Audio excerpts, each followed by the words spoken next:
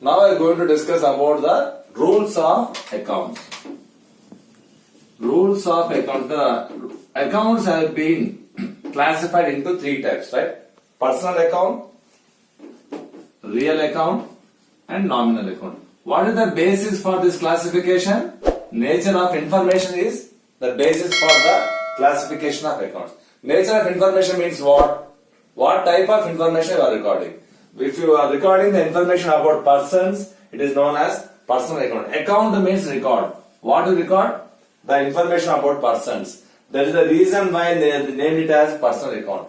If you are recording the information about goods and assets, that will come under real account. See, before we understand the rules of accounts, it is very important to understand what information is contained in a particular account. Then only you can apply the rules correctly. Now, what is the third type of account is nominal account.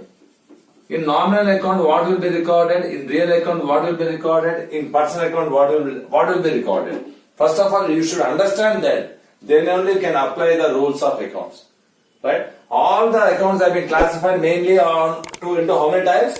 Three types. Personal account, real account, and nominal account. The information about persons will be recorded in the personal account. The information about goods and assets. The information about goods and assets will come under real account. The information about all expenses, losses, incomes and gains will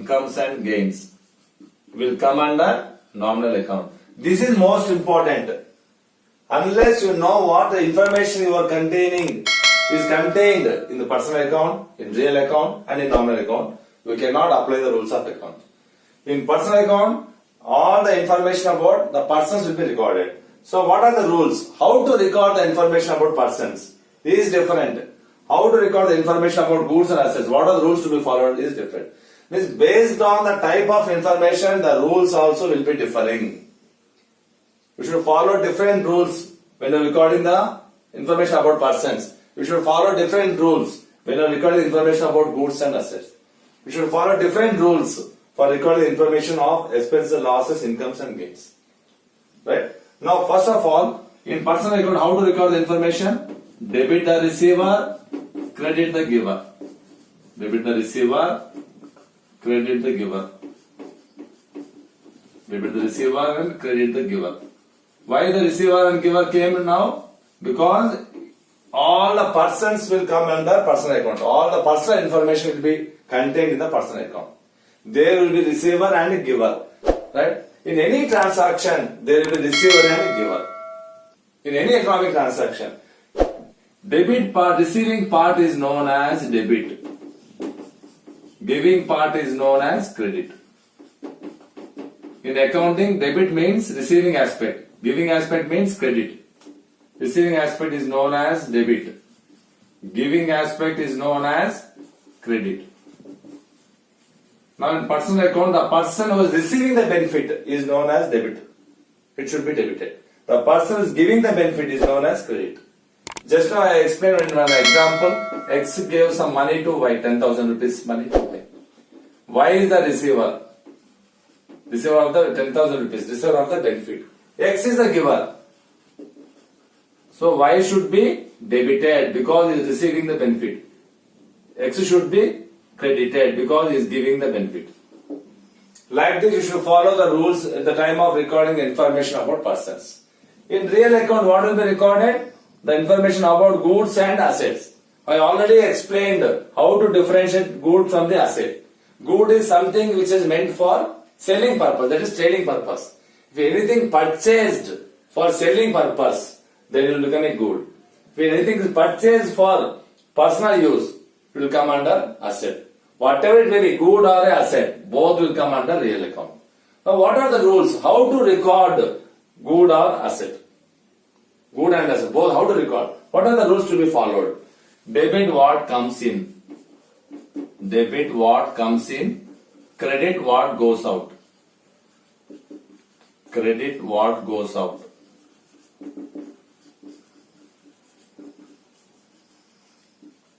Why comes in, goes out? Because you are recording information about goods and an asset. If anything is purchased, it will come into the business. If anything is sold, it will goes out of the business. Whatever it may be, good or a asset. Both will coming into the business, they should be debited. When they are going out, they should be credited.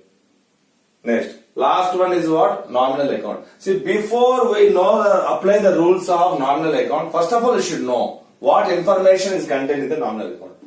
The business will be incurring many expenses, they will be getting many losses, and they will be getting many incomes like sales. They will be getting many profits or gains. Now, how to record all this? For that, rules are different again. Debit all expenses and losses. Debit all expenses, losses. Credit all incomes and gains. Credit all incomes and gains. So what is deciding here? See, for writing the rules, for applying the rules of account, what is deciding here? Nature of information is deciding. So very, very crucial part here to understand is what? Nature of information. What type of information you are recording. But many students are trying to by heart the rules of accounts.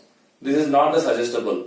Because if you by heart the rules, you will forget during the exam time. So what I am asking you is, before know the rules of accounts and the application of rules of accounts, I am asking to just to concentrate what is the basis, how the accounts have been classified. It is not enough if you know the types of accounts. You should know what is the basis, on what basis the accounts have been classified into like the three types. On what basis? On the basis of the nature of information, type of information, whether the information about persons or the information about goods and assets or the information about expenses, losses, incomes and gains. This will decide the types of accounts and this will decide the rules of accounts, how to apply the rules. Before you apply the rules, what you should know, what is the primary thing you should know, what is contained in that particular account. For example, you want to apply the rules of debit and credit in a real account. You should know what is there in the real account, what information the real account is containing. It is containing all goods and assets. Now, after these rules of accounts, let us explain how to record the transactions. See, I told you there is some procedure is there for recording the transaction, right? I will tell you the best technique so that each and every student can write the journal entry with 100% accuracy. What is the technique? Before I explain the technique, I want to explain very, very important point, very important technique. One technique is there. Very, very useful technique. Many students practice this technique. The technique is deal. Deal. If you remember this deal, we did not by heart any rules of accounts. What do you mean by deal? D stands for debit. E stands for expenses. A stands for assets. L stands for losses. If you remember these, no need to by heart any rules of accounts. Debit all expenses, assets, losses. Expenses will come under nominal account. Losses also will come under nominal account. Assets comes under real account. If you know this, if you know the debit part, can't you write the credit part? Exactly opposite to the deal. So if you remember this, you will never commit any mistake in the exam. And very, very important point one I want to explain. This is very important. What is that point? See, always remember this point is very important. Assets always shows debit balance. Remember, liability shows credit balance.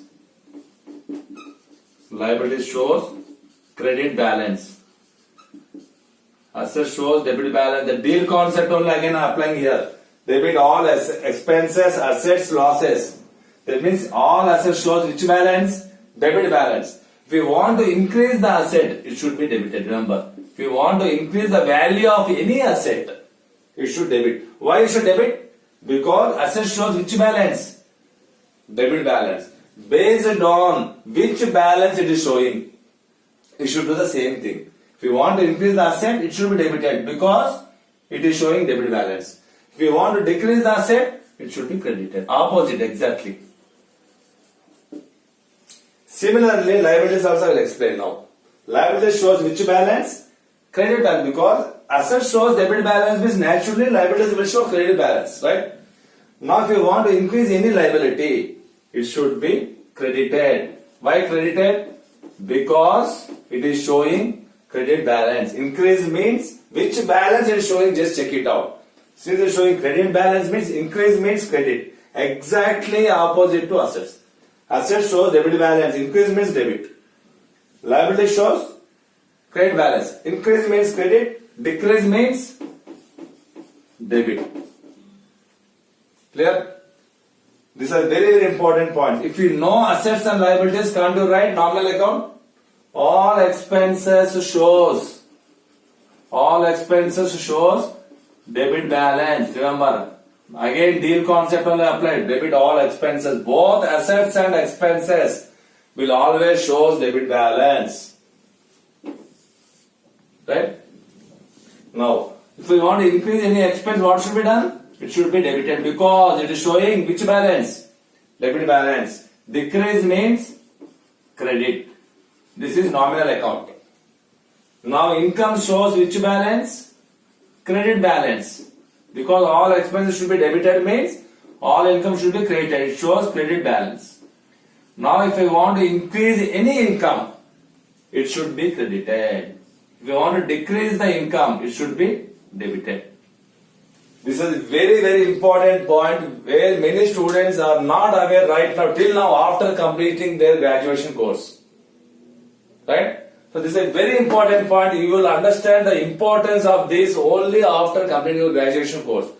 Right? Till the complete 3 years of graduation course, during the 3 years of graduation course, every student is by hearting the rules of accounts and they don't know how to apply the rules of accounts at the time of writing the journal entries. I am going to discuss a very, very important 3 techniques are there. They should be followed at the time of writing journal entries. Before that, I hope this is clear to everybody. Just I am giving a glance about this. You follow deal concept. Deal means what? Debit. D stands for debit. E stands for expenses. A stands for assets. L stands for losses. If you apply this deal concept, you will never commit mistake at the time of applying the rules of accounts. And what I told you, assets shows which balance ma? Debit balance. If you want to increase the asset value, it should be debited. If you want to decrease the asset value, it should be credited. Why it should be debited for increasing the asset value? Because it depends upon what? Which balance it is showing. Which balance it is showing? Debit balance. So increase means debit. Exactly opposite to asset is what? Liability. Liability shows which balance? Credit balance. So if you want to increase the liability, it should be credited because it is showing credit balance. If you want to decrease the liability, it should be debited. Clear? The similar way, all assets and expenses both are same. Both assets and expenses are same. Both are showing debit balances only. So if you want to increase the asset, it should be debited because it is showing debit balance just like asset. If you want to decrease the expenses, it should be credited. Now, the incomes. Income shows which balance? Credit balance. If you want to increase any income, I should credit because it is showing credit balance. If you want to decrease the income, it should be debited. Exactly opposite to this. Clear this part? Everybody comfortable with this part? Right. The next section we are going to discuss the techniques of writing the journal entries. Right, ma? Right.